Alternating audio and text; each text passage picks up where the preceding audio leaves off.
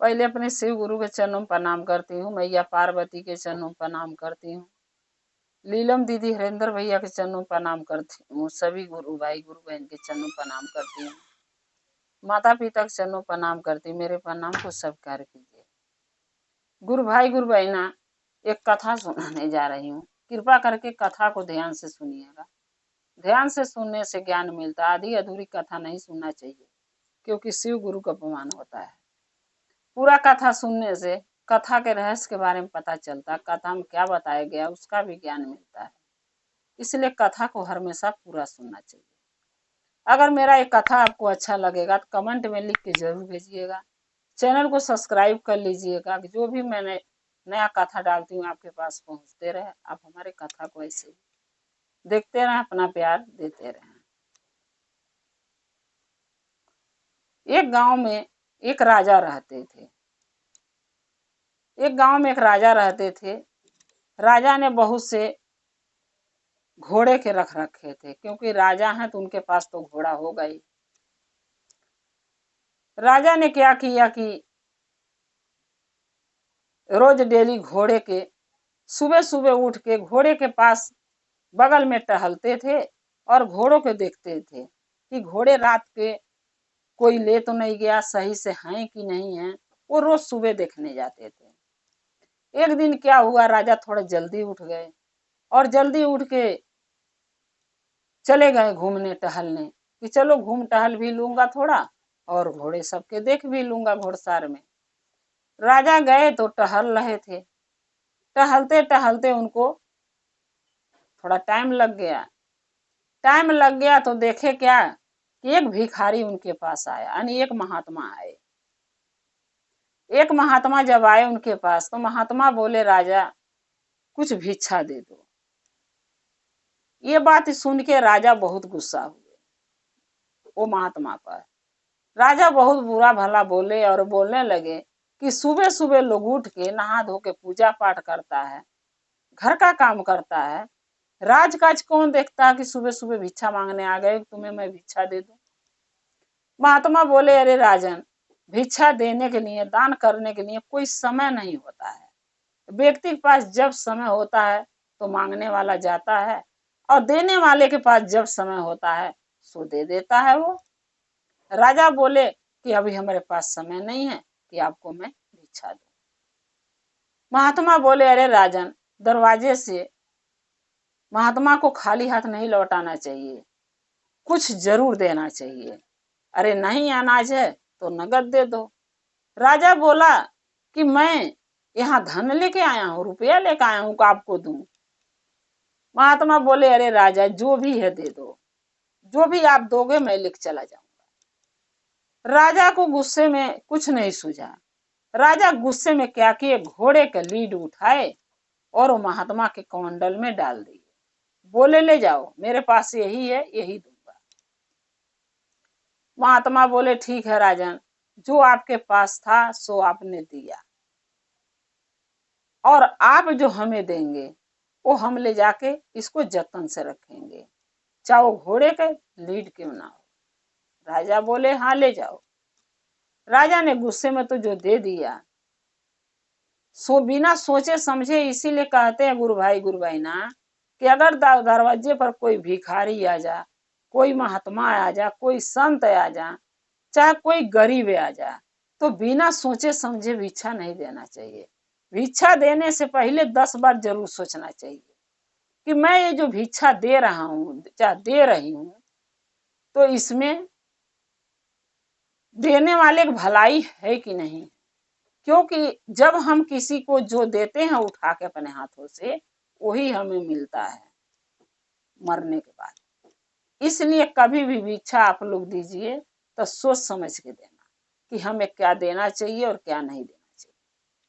लेकिन राजा ने ये चीज को नहीं सोचा, गुस्से में लीड दे दिया घोड़े को उठा के, यानी जिसे गाय के लोग गोबर कहते हैं, अब घोड़े जब भगता उसको लीड कहते हैं।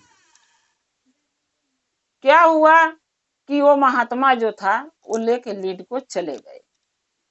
जब चले गए तो महात्मा ने ले आ क्या किया, लीड को घोड़े के अपने कुटिया के बाहर एक कोने जतन से रख दिया। अब वो लीड दिन पर दिन बढ़ने लगा, घोड़े के लीड दिन पर दिन बेसी होने लगा। अब बढ़ते बढ़ते पूरा एक ढेर लग गया, जैसे कूड़े का ढेर लग जा वैसे लीड के पहाड़ ढेर बन गया। एक दिन क्या हुआ कि वही राजा जो लीड दिए थे महात्मा के, वही राजा उसी महात्मा के कुटिया कराए घोड़े पर सवार होके कहीं जा रहे थे। देखे क्या कि घोड़े की लीड यहाँ इतना सारा पहाड़ लगा हुआ है। तो राजा ने सोचा कि चलो देखते हैं, लग रहा है यहाँ ज्यादा घोड़े रहते हैं। राजा चारों तरफ घोड़े पर जब घूम घूम के देखने लगे तो कहीं एक भी घोड़ा नहीं मिला उनको, न घोड़े का अस्थबे मिला, यानी जिसमें घोड़े रहते हैं। अब राजा ये बात सोच के बहुत परेशान हो गए कि न घोड़ा है, न जहाँ घोड़े रहते हैं वो चीज है, तो ये लीड घोड़े का आया कहाँ से। इस बात को राजा सोचने लगे। फिर राजा सोचने लगे कि जब कोई नहीं मिला, कोई नहीं दिखा, तो चल के महात्मा के कुटिया के लगे महात्मा से ही पूछता हूँ, जहाँ कुटिया के सामने घोड़े के लीड इतना सारा पहाड़ लगा हुआ है, घोड़ा का घोड़सार भी नहीं है, घोड़े नहीं है, लीड आया कहाँ से, महात्मा बताएंगे। राजा ने घोड़े से उतरा, महात्मा के पास गए कुटिया के और दरवाजा खटखटाए। महात्मा घर में से जब कुटिया से निकले, महात्मा ने राजा से पूछा कि राजन किस लिए दरवाजा खटखटाए, भला हम एक महात्मा आपको क्या दे सकते हैं। राजा बोले मैं कुछ मांगने नहीं आया हूँ आपसे, कुछ पूछने आया हूँ। महात्मा बोले पूछिए, आप राजा हैं, कुछ भी पूछ सकते हैं, हम आपका प्रजा, हमारा बताना काम है, आप पूछिए। राजा ने बोला कि मैं चारों तरफ घूम के देखा, न घोड़ा यहाँ पर एक भी है, न घोड़सार है, तो ये लीड घोड़े के कहाँ से आया आपके पास, इतना सारा पहाड़ जो लगा है। महात्मा ने बोला कि राजा क्या आप हमें पहचान नहीं रहे हैं। राजा बोले नहीं, मैं आपको नहीं पहचान रहा हूँ। महात्मा बोले आप हमें नहीं पहचान सकते हैं, लेकिन आपको मैं पहचान रहा हूँ। राजा बोले कैसे। महात्मा बोले कि ध्यान कीजिए, जब मैं आपके घरे कुछ साल पहले गया था भिक्षा मांगने, आपने घोड़े के घोड़सार के लगे टहल रहे थे सुबह सुबह, और जब मैं भिक्षा मांगा तो आप बहुत भला बुरा उल्टा सीधा हमको बोले। जब मैं बोला जो देना है दे दो, तो आपने घोड़े के लीड उठाया मेरे कमंडल में डाल दिया, और हम आपको कुछ बोले नहीं, घोड़े के लीड बहुत हंसी खुशी से लेकर आए और यहाँ रख दिए। वही आपका दिया हुआ दान है, जो घोड़े के लीड आप हमें दिए थे कमंडल में, वही घोड़े का लीड है जो बढ़ के इतना पहाड़ लगा हुआ है। तब राजा पूछे महात्मा से कि घोड़े के लीड इतना बढ़ गया तो क्या होगा। महात्मा बोले क्या होगा, अगले जन्म जब तुम मरोगे राजा, तो यही घोड़े के लीड तुम्हें खाने को मिलेगा, भगवान तुम्हें खिलाएंगे ही। राजा बहुत दुखी हुए सोच के, आज तो मैं राजा हूँ, इतना अच्छा अच्छा पकवान बरहो व्यंजन का भोजन करता हूँ, अब मैं घोड़े के लीड कैसे खाऊंगा मरने के बाद। राजा बोले अरे महात्मा जी मुझसे गलती हो गई, क्षमा कर दीजिए, लेकिन कोई उपाय बताइए ताकि मैं अपने इसी जीवन में ये पाप का प्रायश्चित कर सकूं।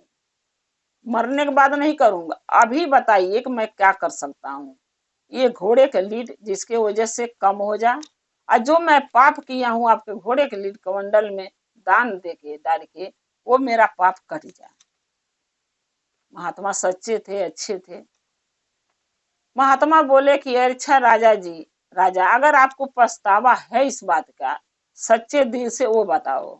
राजा बोले हाँ, जो मैंने गलत किया हूँ, पाप किया हूँ, घोड़े के लीड आपको दिया दान, और वो घोड़े के लीड आज पहाड़ बना हुआ मेरे किस्मत में भगवान लिख दिए कि ही तुम्हें मरने के बाद खाने को मिलेगा। हम सच्चे मन से पछतावा करना चाहते हैं, अपराचित करना चाहते हैं, अब बताइए।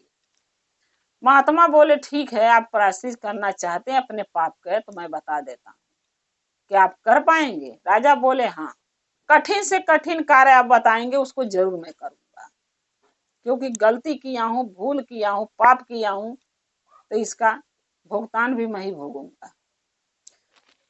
महात्मा बोले कि एक काम कीजिए, आप वो काम करना कि आपके नजर में गलत ना हो, लेकिन जो देखने वाले हो आपका प्रजा, उनके नजर में गलत लगे, आपको वो काम करना पड़ेगा। राजा बोले ऐसा क्या काम है कि आप बता दीजिए। महात्मा बोले मैं नहीं बताऊंगा, मैं आपको उपाय बताया, अब क्या आप करोगे सोचना आपका काम है, मेरा काम नहीं।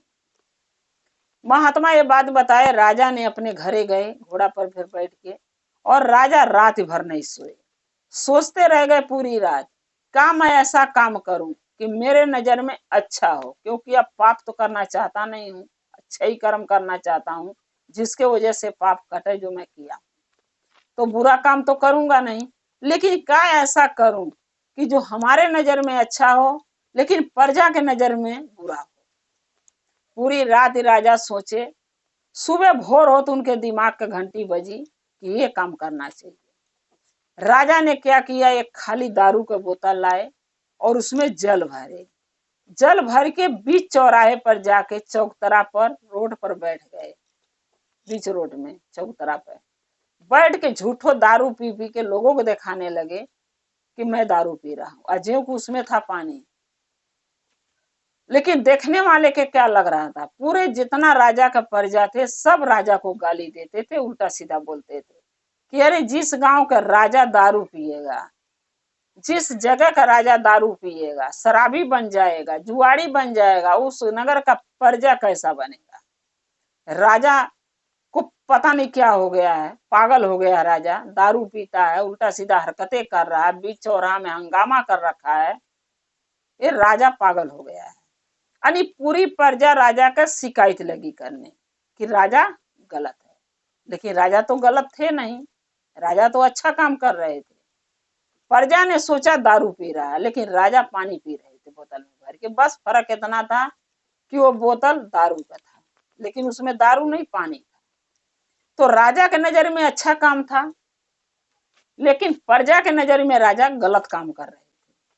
अब जो राजा का प्रजा है वो पूरे गांव में लगे शिकायत एक दूसरे से, अरे राजा पागल हो गया, राजा बेवकूफ है, राजा सनकी हो गया है, दारू पी रहा है, बुरे काम कर रहा है, राजा बेटी बहन को, बेटों को बिगाड़ देगा, पतियों को बिगाड़ देगा, जब राजा दारू पिएगा तो उसका प्रजा क्या करेगा। यानी पूरी गांव में राजा की शिकायत लगी होने, जब शिकायत लगा होने तो जो घोड़े का लीड था वो कम लगा होने, क्योंकि राजा का पाप कट के, राजा के शरीर से कट के प्रजा में बंटने लगा।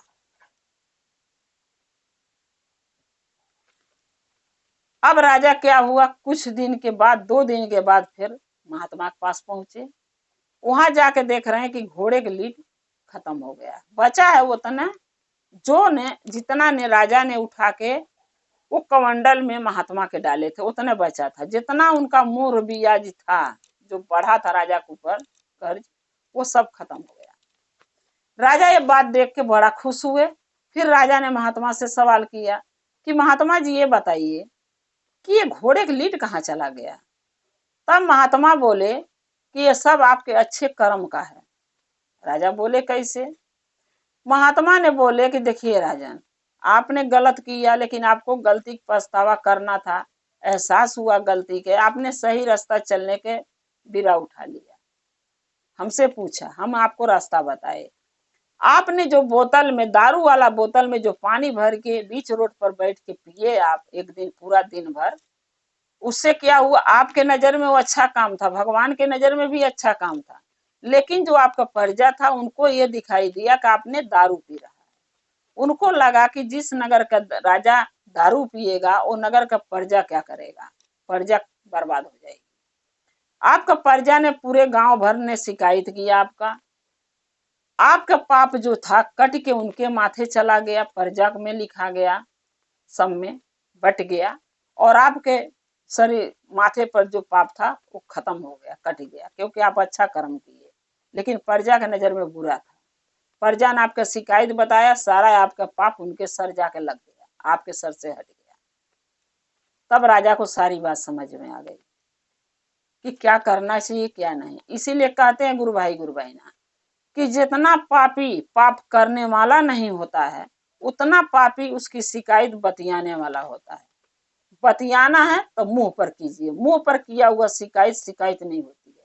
उसके पीठ पीछे जो आप शिकायत बतियाते हैं वो शिकायत होता है।